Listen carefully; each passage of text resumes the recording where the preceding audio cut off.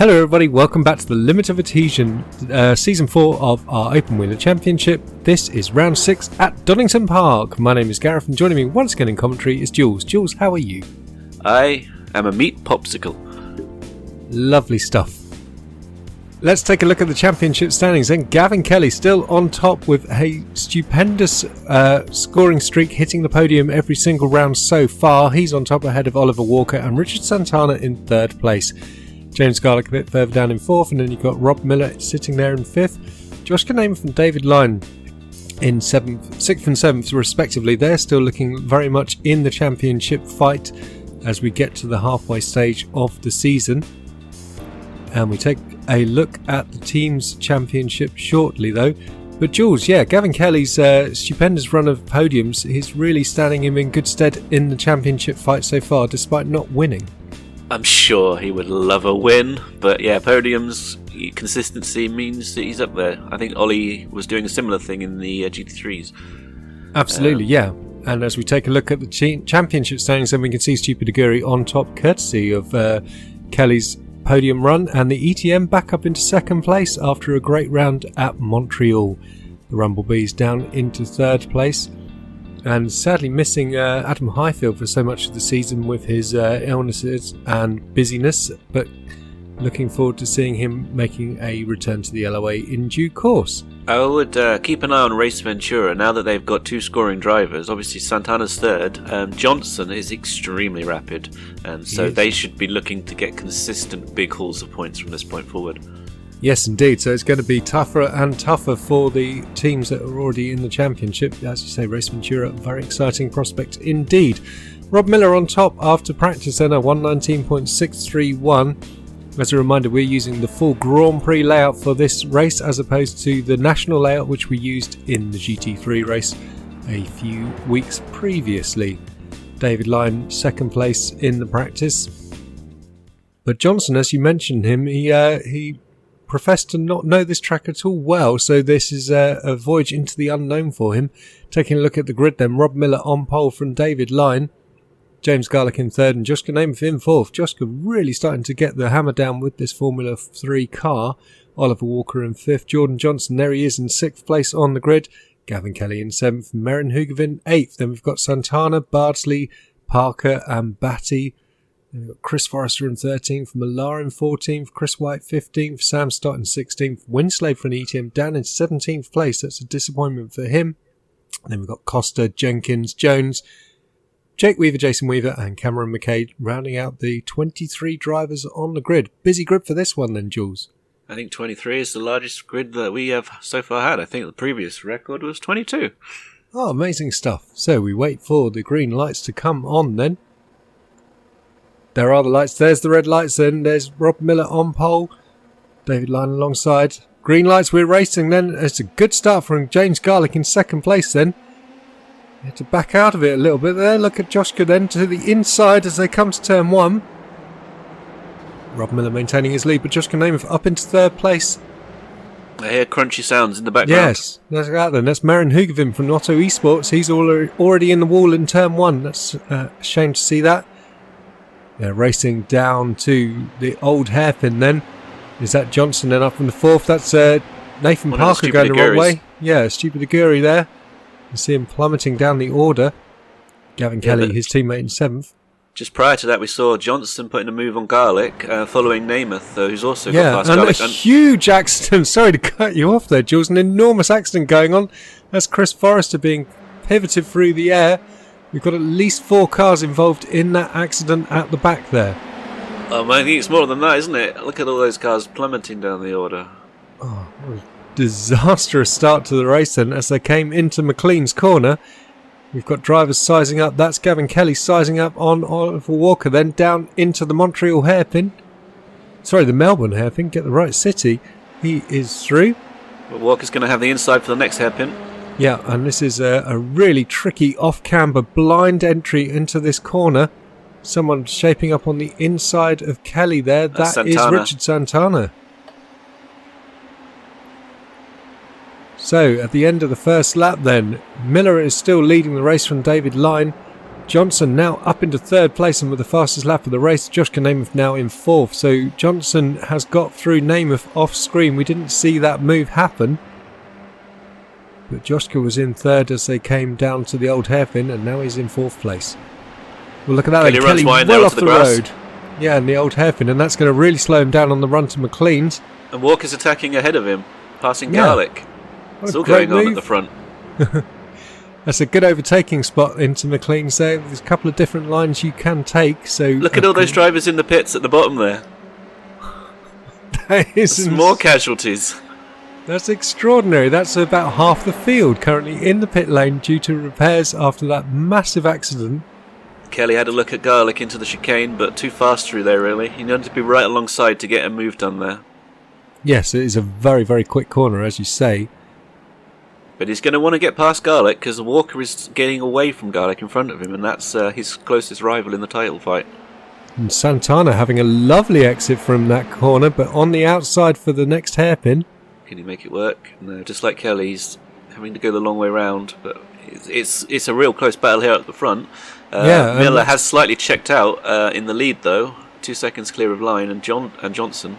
Oh, did you see that? That was Kelly just bashing into Santana. It looked like there, trying to move over to take the racing line. Yeah, this is a battle for second. Yeah, that's Johnson trying to go round the outside of the old hairpin on line, and he's done it. Line down to third place then. I'm quite surprised by this because Line is traditionally a bit of a Donington specialist. Across various titles, we've seen him be very rapid around here, but he is struggling. Santana through. He's past Kelly around the outside. Nice move. And here's Joshka Namath then. He's hanging onto the back of Line as well. Is Line carrying damage or something? He just does not seem to be showing his normal pace around here. Oh, and look at that. He's gone round. Line's just dropped it in the chicane. Wow, he's lost loads of space. Wow, and Santana and Kelly do make contact again. Well, that one was a definite contact then. Certainly there was contact there, yeah, no debate there. Yeah, they've lost a lot of places from that one. So, Miller from Johnson. Then we've got Garlic and Bardsley, the two Williams cars then. I say Bardsley and White there have made up 5 and 8 places respectively, so it's a great work just avoiding the incidents and moving up the standings. Yeah, that's really good work. And we saw just before when Kelly and Santana were getting together towards the end of the previous lap, we saw that Bardsley was on the tail of that group and getting close into it, and he's now obviously made the move on Oliver Walker to get up into that 5th place. He must have struggled in qualifying because his pace is seemingly up with Garlic's there, who was 3rd on the grid. Yeah. And Bardsley is, we know he's no slouch, especially in the GT3s, so let's see what he can do here. So Miller has doubled his lead now, now that Johnson has got past the line, and now it's up to 4 seconds. Is anyone going to catch him? Oh, this could be one of those races where Miller just romps away into the distance and makes everyone look a bit silly.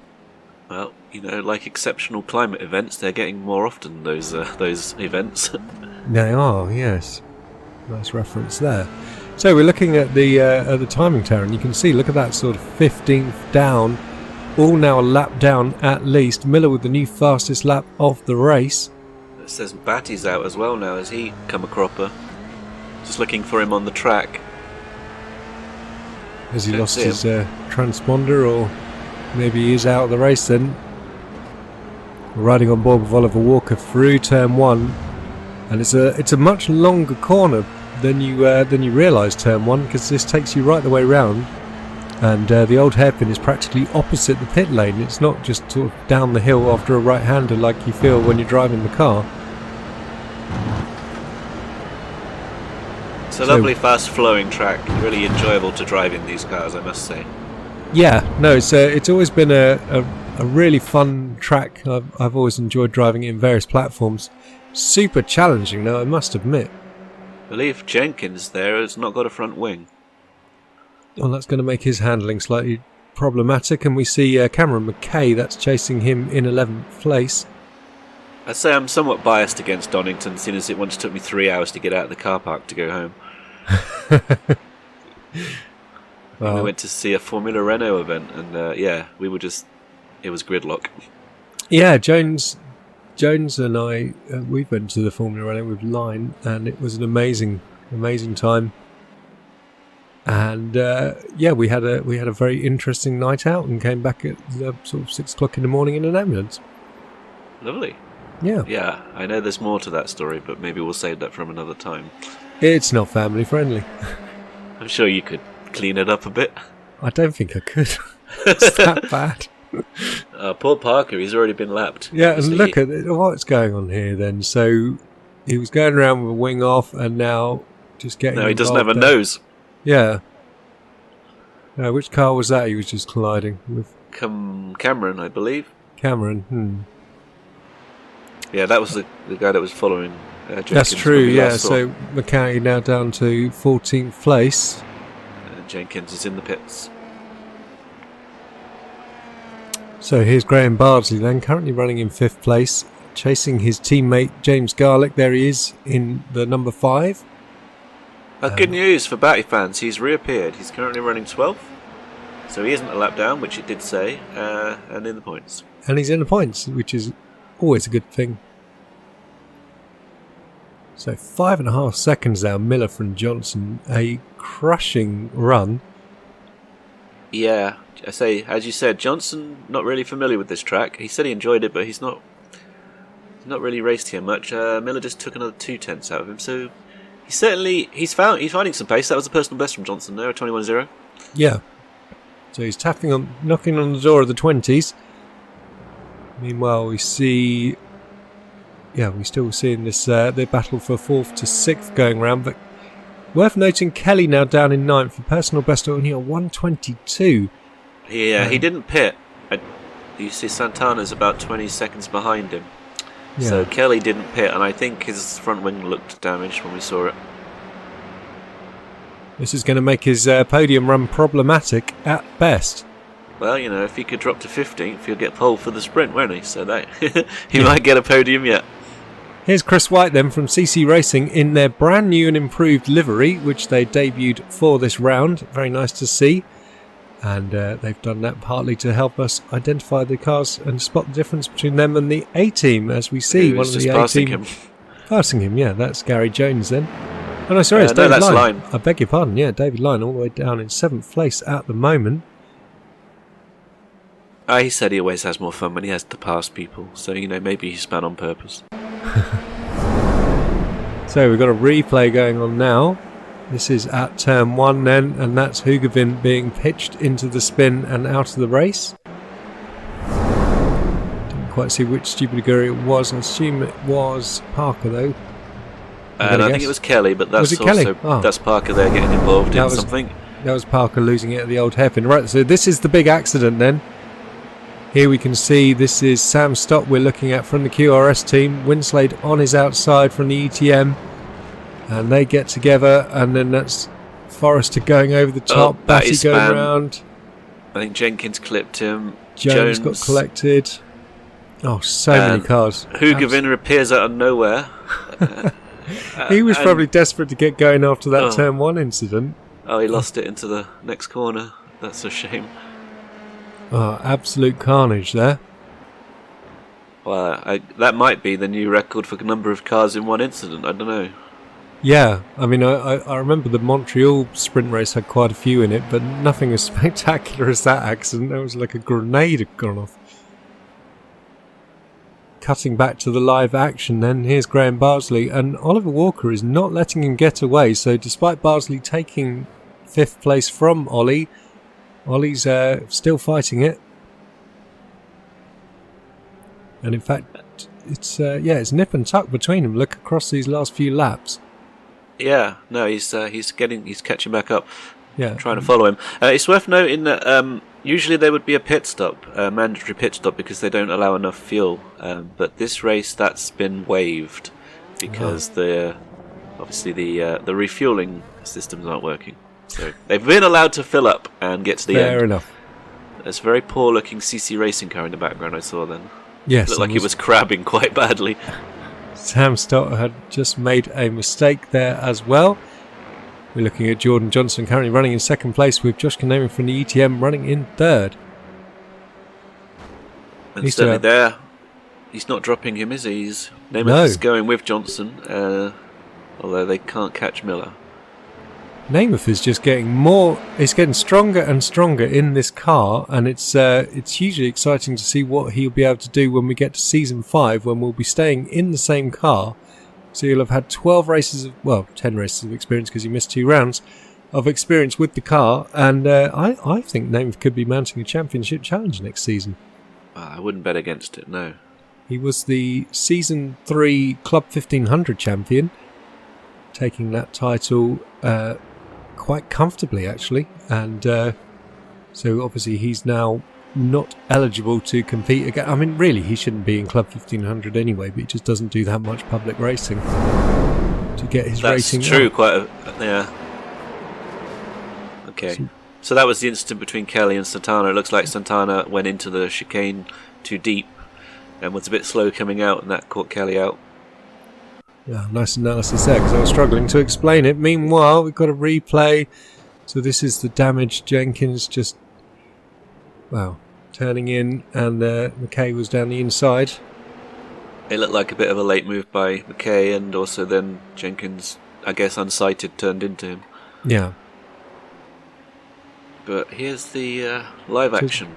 Yes, and there's the battle for second, and Namath was really close through the chicane there. It looks like he could be on to try and move. Yeah, I think to just sit there. I think you kind of had to wait for the move to get. Oh, look at that! That's is that Cameron McKay just taking out Johnson? Looks like he hit Namath, and Namath. He hit both of them, didn't he? It looked like he went into the side of Johnson, but then Namath looked like he had nowhere to go, and it looks like he's got damage because he's just missed the final hairpin. Yeah, you can see the front right corner looks very damaged on that car. He nips into the pit lane for a quick repair. Here comes. Yeah, the refuelers may not be working, but the quick mechanics are available, so he will grab a quick repair and hopefully not lose too much time. But well, you can see there he's going to be on the tower, Kelly passing him next, and then Santana. Yeah. Oh, that's massively unfortunate, and it's kind of removed one of the most exciting battles that we were hoping to have there between second and third place. Yeah. I guess the next one's going to be Line. He's catching Walker at the moment while he does his recovery drive. He's now within about 2 seconds of Walker, so we've got 5 laps left to go and see if that develops. Well, that would be interesting to see, because we know Ollie... Sorry, look at this. Kelly has come out of the pits ahead of Namath, but if Kelly is carrying damage, then I wouldn't expect Namath to be behind him for too much longer. No, that front wing does not look right on that end plate on Kelly's car, unless that's just part of his design. No, it looks decidedly second-hand, and Namath's already up into his slipstream. Yeah, going to the outside on the chicane. Wow, that was brave. Super committed move there. He must be quite angry about the being taken out by a back marker there. He's certainly not hanging around, is he? No. So next target is 10 seconds up the road, Chris White. Yes. Now this is something that is interesting for me, is, like the limit of adhesion is just going from strength to strength this season. We're seeing so many fast, amazing new drivers, such as Graham Barsley, such as Jordan Johnson, joining the championship. We're seeing, Josh Kanema, he's just evolving into an incredibly fast race driver. And so the gap between the front and the back of the field is growing, in my opinion, now that we're seeing so many of these drivers in. And the last thing we want to do is see them leaving due to being taken out by a back marker and things. So potentially, what do you think about moving them to a second championship? And certainly I'd love to hear from the viewers in the audience. Let us know what you think, whether we should be looking at 2 different championships. You get 2 different videos a week.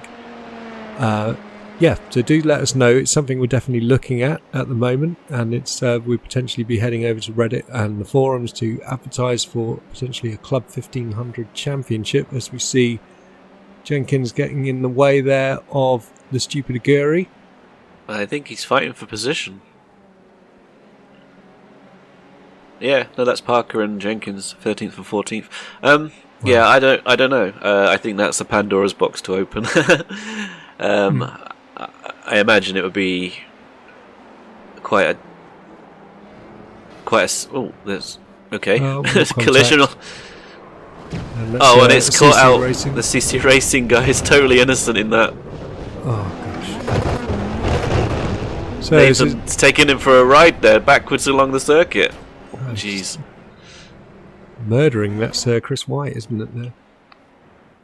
Well, that was a very angry Parker, I think, and an entirely innocent White. Yes. So this race is certainly turning out to be incident-packed.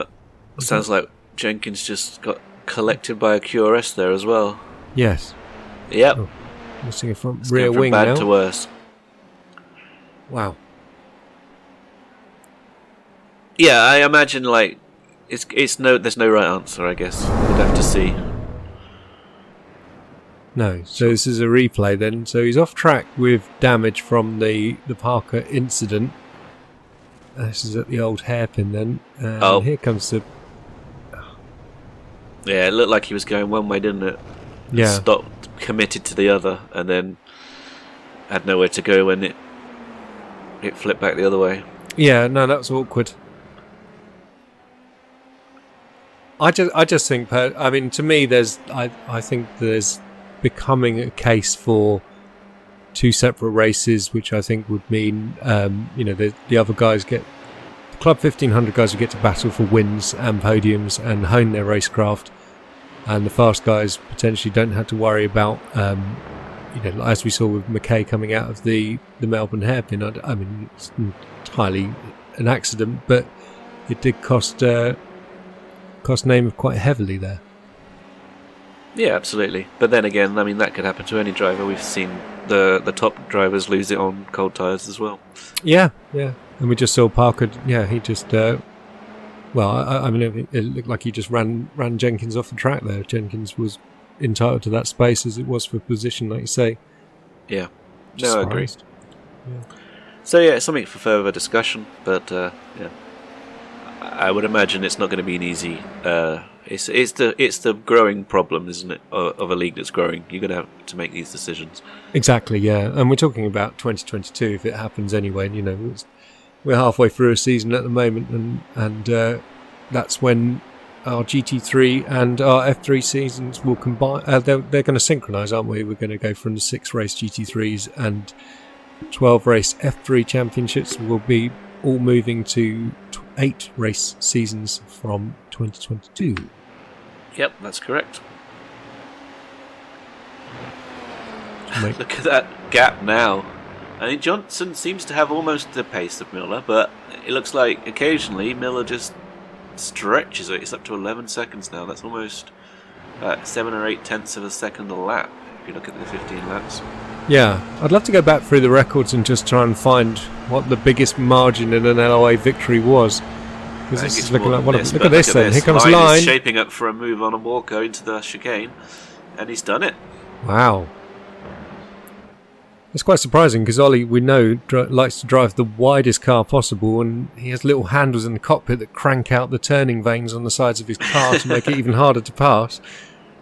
Yeah, I mean, he didn't seem to fight that one, and he looks like he's dropping back. So look at that pit lane. That is insane. We're on the final lap of the race, but there's 4 cars now with Batty coming in, all sitting in the pit lane already. That's hilarious. They've all given up. We wait run for out of repairs. Yes, we wait for the sprint race to come then. So Line back up to 5th place then, from 2nd on the grid. Obviously he had that spin and fell down the order. Nice little recovery drive. And who's out of the track? That's Chris White from CC Racing. Obviously a big haul of points for Williams with 3rd and 4th place. Yes, absolutely, yeah. Oh, Walker's coming back at Line now. So maybe it isn't over. He's re-engaged. So you don't... I mean, you said he drives a wide car. It's obviously within the bounds of the rules because he hasn't been penalised. So oh, of course, yeah. No, we should probably just point that out. He's very good at defending. No, he loves the defence. I'm not saying he does it nastily. Look at that, though. Rob Miller, then, the race winner at Donington Park. A crushing victory. He's going to be happy with that one. Well, but now, his bugbear, can he get 2 decent results in a row? Because usually, if he gets a good result, he gets taken out the next race. He does indeed. Jordan Johnson coming home for second place then. That's his best feature race result so far. Yep, James Garlick coming home on the podium. Just ahead of Graham Bardsley, David Lyon, Oliver Walker. Josh Konev recovers to 7th place then. Disappointment for him after what potentially could have been second. Yeah, I think second was on the cards. I mean, it's going to be hard to pass around here with someone similar to the pace of you, but, he was there. Could have forced him into an error. He could indeed, yeah. So, final classification then. Rob Miller wins the race from Jordan Johnson, James Garlick in third. Then we had Graham Bardsley, David Lyon, Oliver Walker, Josh Konev, Gavin Kelly, Richard Santana and Chris White rounding out the top 10. Merrin Hugavin, Termalarin, Roberto Costa, Stephen Batty and Gareth WINSLADE all picking up points. Then we had Cameron McKay, Jake Weaver, Nathan Parker down in 18th. And let's see the final scroll up. Yeah, Nathan 4 laps down, so obviously had given up at that point, and everybody else below him had also given up. Yeah, we saw him in the pit lane. And obviously, there's going to be a very busy time in the stewarding office after this one.